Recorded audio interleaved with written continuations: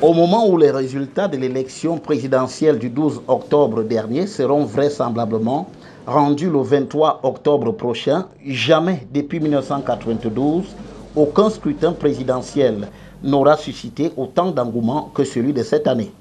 À l'évidence, les Camerounais se sont mobilisés partout sur l'ensemble du territoire national, autant qu'en 1992, pour opérer le choix de leur président de la République pour les 7 prochaines années. Également au plan organisationnel, Elekam s'est montré à la hauteur de l'événement. Quasiment tous les bureaux de vote avaient ouvert à temps.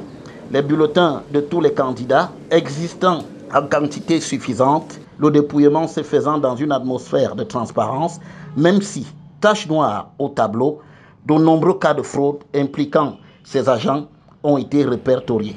Ce qui implique qu'à l'avenir, Elekam devra se montrer véritablement impartial au-delà de ses discours empreints de proclamation de sa bonne foi. Quant aux partis politiques, notamment celui au pouvoir, où l'on a noté comme une sorte de bicéphalisme lors de la campagne électorale, si son candidat, Paul Biya, l'emporte, sans doute que le secrétaire général de la présidence de la République, Ferdinand Gongo, en retirera les lauriers. C'est bien lui qui aura pris à bras le corps le destin présidentiel de Paul Biya, organisant des assises à son profit au cœur du palais de l'Unité, alors même qu'une atonie certaine se lisait parmi les pro-Biya.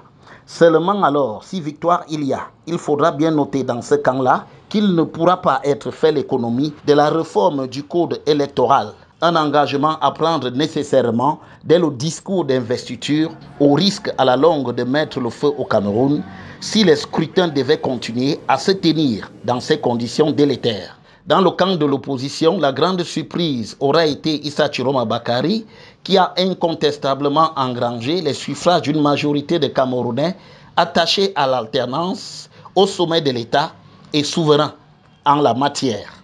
S'il était vainqueur de ce scrutin, il devrait lui aussi résolument s'engager à toiletter sans délai le code électoral pour satisfaire une revendication ancienne de l'opposition.